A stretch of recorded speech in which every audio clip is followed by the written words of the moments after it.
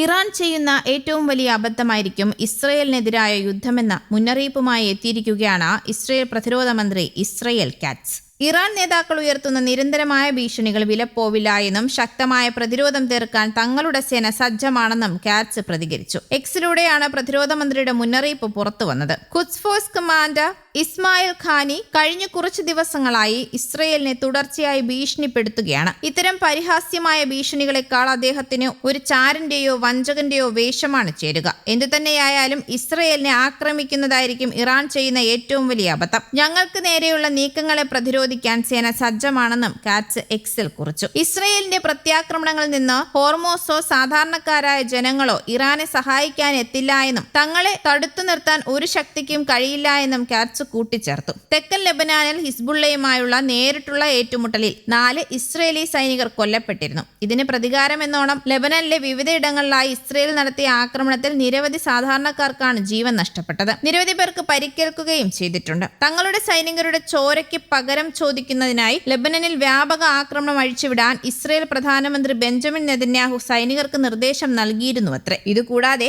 ലെബനാനിൽ വീണ്ടും ആക്രമണത്തിന് ആഹ്വാനം ചെയ്തുകൊണ്ട് ഇസ്രയേൽ മന്ത്രിമാരും മുൻപ് രംഗത്തെത്തിയിരുന്നു. ഇസ്രയേലിലെ ഓരോ മാതാവിന്റെയും കണ്ണുനീരിന് പകരമായി ലെബനനിലെ ആയിരക്കണക്കിന് ഉമ്മമാരെ കരയിപ്പിക്കുമെന്ന് സുരക്ഷാ മന്ത്രി ബെൻഗൂർ നേരത്തെ പ്രസ്താവിച്ചതും വാർത്തയായിരുന്നു. തീ കൊണ്ട് കളിച്ച ലെബനനിൽ അതേ നാണയത്തിൽ മറുപടി നൽകേണ്ട സമയമായിരിക്കുന്നു എന്നാണ് ഫിനാൻസ് മന്ത്രി ബെസലേൽ സ്ട്രോമോച്ചിന്റെ പ്രതികരണം. എന്നാൽ അനിശ്ചിതത്വങ്ങൾക്കൊടുവിലും സംഘർഷങ്ങൾക്കൊടുവിലും ഇസ്രയേലും ലെബനാനും തമ്മിൽ ചരിത്രപരമായ ഫ്രെയിംവർക്ക് കരാർ ഒപ്പുവെച്ചതായി റിപ്പോർട്ടുകളുണ്ട്. അമേരിക്കയുടെ മധ്യസ്ഥതയിൽ വാഷിംഗ്ടണിൽ നടന്ന 5ാം ഘട്ട ചർച്ചയ്ക്കൊടുവിലാണ് കരാർ യാഥാർത്ഥ്യമായത്. മേഖലയിൽ ദീർഘകാലം സമാധാനം ഉറപ്പാക്കുന്നതിലേക്കുള്ള നിർണായക ചുവടുവെപ്പായാണ് ഈ കരാറിനെ വിലയിരുത്തുന്നത്. ഇസ്രയേൽ സൈന്യം കൈവശം വെച്ചിരിക്കുന്ന ദക്ഷിണ ലെബനാനിലെ ചില പ്രദേശങ്ങൾ ലെബനീസ് സൈന്യത്തിന് കൈമാറുന്നതാണ് കരാറിന്റെ പ്രധാന ഉള്ളടക്കം.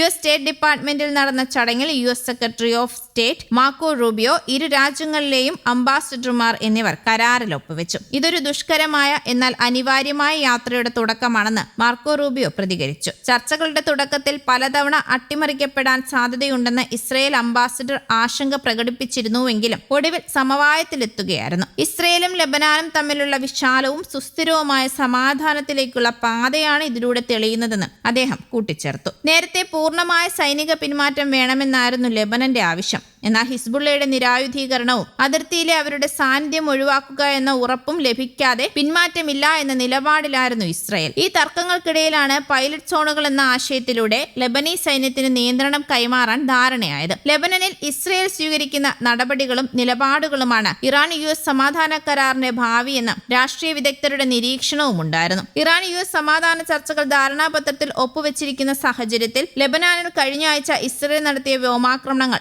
മേഖലയെ വീണ്ടും സംഘർഷ സാഹചര്യത്തിലേക്കാണ് തള്ളിവിട്ടിരുന്നത്. ഏറ്റവും ഒടുവിലത്തെ ഇസ്രയേൽ ആക്രമണത്തിലൂടെ മാർച്ച് 2-ന് ആരംഭിച്ച സംഘർഷത്തിൽ ലെബനാനിൽ മാത്രം 4000-ലധികം പേർ കൊല്ലപ്പെട്ടതായാണ് റിപ്പോർട്ടുകൾ. 11,873 പേർക്ക് പരിക്കേൽക്കുകയും 10 ലക്ഷത്തിലേറെ കെട്ടിടങ്ങൾക്ക് നാശനഷ്ടങ്ങൾ സംഭവിക്കുകയും ചെയ്തിട്ടുണ്ട്. News desk Kerala Kaumudi.